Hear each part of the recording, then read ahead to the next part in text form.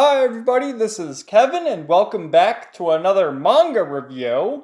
And today I'm going to be sharing my thoughts on Eden Zero Volume 20 from Hiro Mashima, which is the conclusion of the Nero 66 Aoi Cosmos War and the start of the next arc, which features a 3-year time skip. And you can kind of see on this cover here how some of the characters look different, particularly Shiki and Rebecca, because yes, Rebecca has finally activated her overdrive form with her cat leaper, and she pretty much turns into a cat girl, so God bless her. But yeah, this volume was great, setting up the next arc, and seeing returning characters like Captain Connor, and seeing like how some of the characters look different because they aged 3 years. I love the new designs, so let's get right to it. And if you remember our last volume, you know, our heroes defeated Shura, but we know now that Ziggy is the big bad villain, and then Witch sacrificed her life to save the Eden Zero and all of its crew. So a really tragic loss there. So it starts with them. Oh, and we see Holy again. Get ready for her. Holy. So the Aurasian Stace Interstellar Army is talking to each other, and they mentioned that Jaguar had died in battle, and they're talking about like that's a big deal, but Justice is like, well, that's not the only one. We lost over 1,000 people in battle, and Cure and Feather and all them are like, oh, that doesn't mean anything. Who cares? If you remember, Justice and Eraser are on the front lines, and then we see Holy, which you'll see later on. Is she as bad as she seems? But these two definitely, especially look at his face, Cure. Do you trust him? I don't trust him. And they're talking about the other members of the Aurasian Stace Galactica because, well, Draken Joe's been defeated. We know Elsie Crimson is one. We know that, Poseidon Nero has been defeated, but there's still some other ones. We have Dead End Crow, the Titan of Eternal Darkness, and they all have their silhouettes. Archbishop Saint Fire Nox, and God Acnalella, the Mother of Dragons, which is kind of a reference to Acnologia from Fairy Tail, right? So they're here trying to figure out like what happened with Creed, and this guy right here is saying that, what's his name? Victory, that's his name. I forgot his name. Victory is saying that, Creed's body was delivered by the Eden Zero, and there's a message from Homura Kogetsu.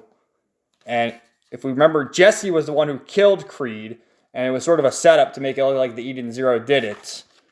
And before Creed died, he confessed his love to Homura, and also mentioned that he's from the same home planet as her. So what happens is, Jesse writes the script and frames it and says, it was Homura. She did. Homura Kogetsu of the Eden Zero. They're the enemies. And then it cuts back over here to the planet of sand, Sandra. Where they're all talking. And Homura says that, she hopes that Lord Seiji made it back. That's Creed's real name. And they're talking about all the different losses they experienced. We have Goodwin here. And they're saying there's a tradition here where they're going to join the stars.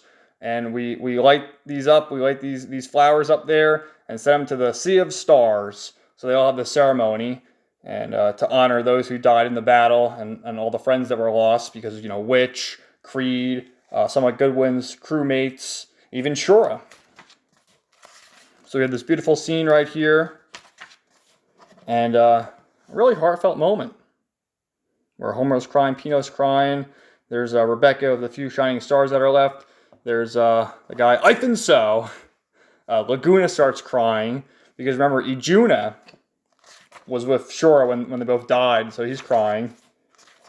And at least with that, Witch regret, Eden's mother. We'll never forget you. You'll always be in our hearts. So really great scene. Beautiful drawing of Witch as well. So yeah, Shiki lost his eye in battle. And Witch repairs it as a artificial eye now, and it has X-ray vision. And they're like, no, how scandalous, what are you doing? Don't you dare look at my sister. and sister's like, see, I did it to help you. So we get some nice, later on we get more of the bath fan service scenes. This is actually a nice scene with Weiss where he's taking a bath, but he hears someone coming. He's like, oh, what if it's Rebecca? But it turns out to be Laguna. And they're both talking. Laguna tells his story about how, he left Oasis once the princess, Ijuna, went with Shura, tried to get revenge, went place to place, working with Draken Joe, working with all these villains. His best friend who was an actor, and now he has a place here. He wants to help you guys out. You know, we're all friends here. We're all together. And a really great moment because early on in the last arc, Weiss had said, if any of my crew dies and it's your fault, there's going to be hell to pay, which it wasn't Laguna's fault, but, you know, Witch died.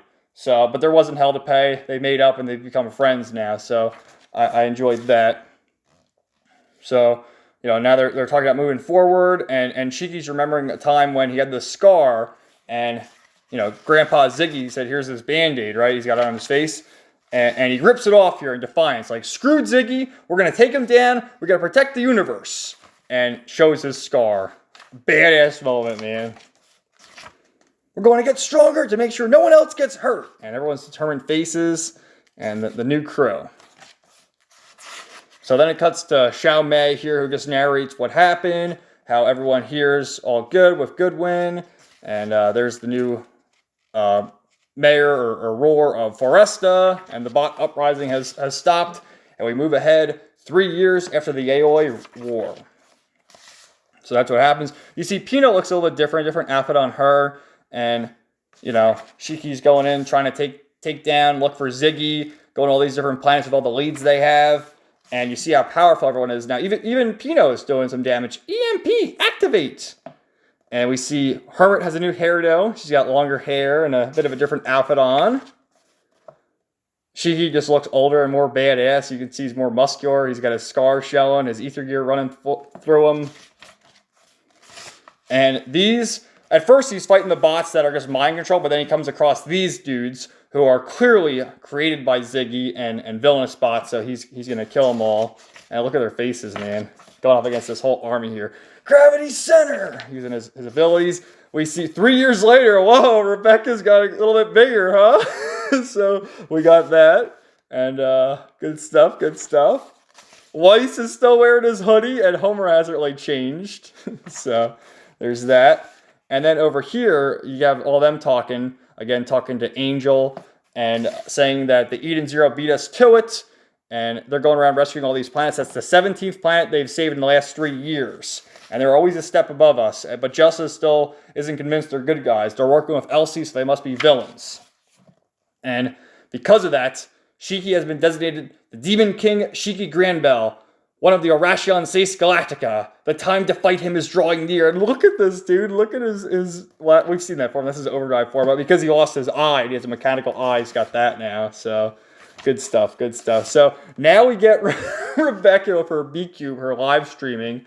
Which, again, look at her outfit. So sexy. The cat girl extraordinaire. And just reading some of the chat here. Like, what we got. There's something really funny. Like, the creepy translation. She doesn't wear panties. What else is there? It's going in the clip correction. I'll take her bra. Like, they're all being simps in the chat. And Rebecca's like, oh, we gotta make the money. Yeah, someone said something about her panties are dirty. They want your panties. They're not dirty. So it's fucking hilarious. I love that scene. We have Couchbo, who does like mukbang, eats on camera. So she has like, almost 6 million subscribers. Rebecca's got 3 million subscribers. We see Sister with a new outfit again. Look at that. Nice, nice. There's Moscow. This is a funny line, too. He's talking about Sister. A beating from her tongue should be considered a reward. What the fuck? That's definitely a reward, right? So they're communicating with Elsie. They have to go to the, how do you pronounce that? Like Kayed Cosmos. That's where they're going next to find Ziggy. And we see Jin, who's got longer hair. Laguna's got some longer hair as well. And they got to figure out what to do. So then, here's what I was talking about. We get some of the fan service scenes. We see an older Clean with the bang, a new hairdo, and the side boob action. So some good shit. But Homer is still thinking about what happened with Creed 3 years ago and what we're going to do about it. And, I mean, just the angles, man. My goodness. Look at this shot. Holy crap. So, we get a fun scene like that, and then a heartfelt scene, which I always say this, how Masha is able to do that. And he does it well, where he has, like, the sexy scenes, the funny scenes, and then a very serious moment here, like right on the next page, where he's walking by, and he sees Witch's helmet, and he remembers the first time he met her. And he says, because they lost Witch and Valkyrie. They've lost 2 of the 4 shining stars. I am its sword and shield. I swear I'll beat Ziggy. I'll take us to Mother. You'll see. So again, oh man. But they hear this distress signal and they rescue this dude who's floating out in space. And it's Captain Connor. And if you remember, Captain Connor helped them get to Sun Jewel early on. But then, because of one of the time jumps, he was actually the pilot of the Eden's 1. But we learn, you think we're only in the second, time skip. This is the 3rd universe, which Noah explains that later in the volume. But that's how he's here. And they've altered the future a little bit with Rebecca's time travel shenanigans. So, and then they're trying to ask that, you work with Ziggy, don't you? And he's like, no, I used to work with Ziggy. He used to work on the factory where they're creating the evil robots, but he's defected. And I love the way he talks, too, like, true it be that I worked at the destroyed factory, but it weren't till just recently I learned the factory belonged to Ziggy. He talks like an old captain. So he's going to help them. They feed him, and they're like, what do we do? And he's like, I'm not going back there. He's at the planet Lendard, which is very dangerous. So I'm not going there. So Rebecca contacts Noah, Master Noah, and says, what world are we in? And he says, well, you get right to the point, huh? Well, we're in world number 416. And they're like, what the fuck, 416? Last time we were on world 20, they were on like world 29 or something after the Drac and Joe fight. And he says when they do the, 30-second, 60-second, 90-second time jump, that's just a world. But when they do an extreme jump, like she did with Drac and Joe, or really early on when she got hit by the car, right? She did it then when she was a little girl. Then she did it with Drac and Joe. And then they did it again during the Shura arc. And they're in a different universe, right? So yeah, that's when they're in the first universe. Then the second universe is when, she fought Drac and Joe. And now they're in universe 3. So because of that, this is a different Captain Connor. And when she did that, remember Ziggy's ominous stretch. You made the wrong choice. And you saw his eye. So is Ziggy a human? Something to think about. So they're talking to Elsie, and Elsie says, the planet Lendard, eh? Well, I've been there before. That's part of my history. I'll meet you there. So she agrees. And then it cuts here. This is reminding me of the 2 towers with Saruman rallying the Uruk-hai. And like with the staff and everything. But these are all Ziggy's warriors. And then these are the 4 Dark Stars. Wizard, Clown, Brigandine Mark II, and Killer Mark II. Why are they Mark II and Mark II? Shiki is coming. We stay here to fight him. A badass page right there. We're going to settle this. Nice. Nice to that, and also nice to this drawing of Homer. Like, again, you have everything. You have the ass, you have the under and side move. I mean, holy shit, man. How does Mashima keep doing it? But they're making their way, and this guy's like, I'm not going back to Lendard. You're going to drop me off somewhere safe, please. I'm not going there. So they agree they're going to go back to Blue Garden. That was Rebecca's home planet. And they might as well go there. And then Weiss is like, well, we should have gone see Xiao Mei. She could have told us. And they're like, well, her planet rotates all over the place, so we don't know where it is. So we got to keep moving on. And then he's trying to think about what happened in the past. And he's telling the story how he had a daughter. And he was admiring the ladies, first of all, because, of course. But he said if he had a daughter, it'd be around their age. And, she left me, his wife left him, his daughter left him, and Shiki starts crying, like, I'll be your daughter. Crazy scene here. Oh, man. So then we see this chick, Clarice, who we haven't seen since, like, Volume 2 or Volume 3. She's irrelevant. Maybe she'll appear later on, but I don't know. They had her show up again, and then Shiki has a standoff with Noah, trying to get the answers, and then Hermit's like, we have a problem. The Interstellar Army's on their way. Feather is coming, and Feather is one of the Arashion Sace Interstellar. And they're like, well, maybe she can lead us to where Ziggy is, and you see some of her top soldiers there. She almost looks exactly like Holy. Holy's better, though. So we'll go back to the ship together, and I love this as well. It shows Rebecca, then everyone else, and then, yeah, we'll make a run for the ship. I just love their new time skip outfits. and seeing them all grown up. And then again, like I just said before, how did Mashima do with Homura? Look at this. This is like BDSM shit with sister. She's liking it too. Look at her face. My goodness. So they're making a run for it. And everyone's shooting at him. And Shiki's using his gravity ether gear to stop it. You got these two, the brother and sister, using their wind abilities. And Weiss, with a new upgraded power, he uses Machina Maker. He does like the whole, it's almost like the arsenal part of his arm. So, badass characters. I love these characters. They're all so cool with their abilities and their backstories. And that's something too that they are adding here. Connor is like, what, you know, these kids, how are they like so determined? What are they doing? And then Noah says to him, each one of them is an orphan, which they are. And or are they? But their family is the ship, right? And they're all in it together, and he's just shocked by how they all work so well together, and he's inspired by it. So, and then I love this too. We have Pino. Look at her go, and then Happy Blaster solo mode. He's got this fucking thing on his back. Look at Happy go, and then we finally see Rebecca. Look at this, her transformation with her overdrive. Look at how cute she is, man. Look at her go, with her little tail and her whiskers. Oh my god, so sweet. And they're mocking her. Look at her face. That's rude. So all doing so well. And then Shiki just standing up to Feather, like, let us pass, we're going. And they make their way there. And then Connor's there. And again, the way he talks, it'd be possible for me. Call me captain if you please. And he's going to man the ship to get him out of here. Because there's a big blockade. And Captain Connor knows all the secrets. And that's exactly what he does. And aye, sir, look at him. Look at him go. I like Connor. I've seen a lot of people don't like Connor. I like him. I think he's a cool character. He's like the old veteran on the ship. And the Fairy Tail fans would understand Racer class ships. And there's Racer from the Urashon Seisen Fairy Tail.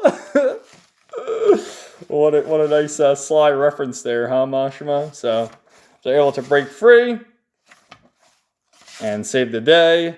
To the captain, and I love how when she gives his gravity does not affecting him. Everyone's flying, Rebecca's holding on to him, and he's just like meditating almost.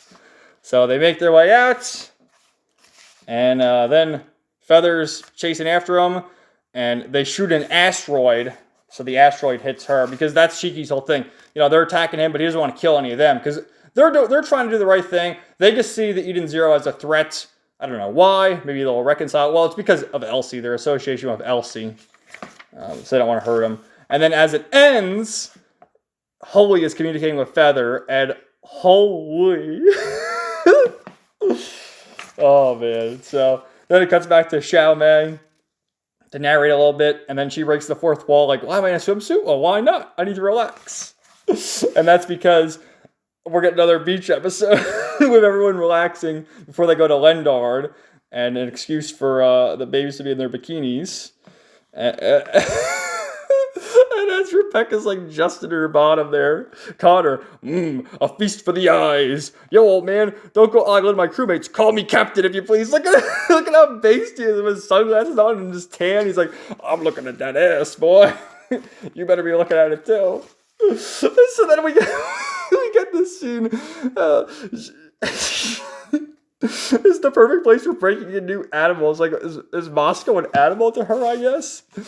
So everyone's having fun at the water park. Homer is doing her training in the water. And she's going too fast that it rips off her bathing suit. So then we get this sweet moment here where Rebecca says, Shiki, let's take some photos. We'll remember our visit. And you get, look at all this. And Rebecca gives him a kiss. Mwah! What was that about? Because you always help me out. A kiss from me is pretty valuable reward, don't you think? Oh, they're both blushing so hard. But they pound it. They do a fist bump. So sweet. So then they hear a ruckus, and Labilia is getting picked on. And these guys are saying, oh, what are you just posing your swimsuit so you get views? How low of you to go? and then they see Rebecca, who's like the ultra famous beekeeper, and they run away. And then they're both pointing like, "What are you doing here? What are you doing here?" Because you remember early on, Lobelia was a bully to Rebecca. So Shiki scares him away, and then it ends with them cheeks walking up, and we see Holy in her bikini. Holy in her bikini. It isn't a good idea to start a fight in public. You get arrested, and they say it's part of the Irration Sace Interstellar. They're like, "What are you doing here?" The two of them getting ready to throw down, and Holy says, "Now, don't get all up in arms, my dear Shiki and Rebecca. I am not your enemy. So will you join forces with me? We can be friends." To be continued. Do we trust Holy? Find out next time. And then we get this, which Mashma, this is the cover for Volume 19, but he scrapped it to do one for Witch. And again, another beautiful drawing of Witch. Absolutely gorgeous. And in the afterword, he talks about how they do the younger characters for the shonen demographic, but he wanted to write a more mature story, which obviously he has. There's been so many characters who have died in this series so far, and that's why we get the 3-year time skip. And I loved it. I love this series so much. I highly recommend it. Can't wait to see what happens next, although I've been reading ahead with scans and whatnot because the story's so good not to read. But it's nearing the end. It's actually in the final arc right now. I think the final arc starts where like volume 25 is, or maybe volume 26. So, not much left. It's probably going to be Rave Master with 35 volumes. So this series will probably be around there. Maybe a little bit shorter, like 32, 33, something like that. But yeah, I love the series. I love all the moments. Again, it's so good with the badass moments. And like, tell me this is in reference to Saruman, right? Badass moments to the, this is a badass moment to like, the fan service. And especially the shipping moments like this. So sweet. So sweet. So I love the series. Love it. You guys thought in the comments down below. And stay tuned for more videos coming soon. Have a great day, guys.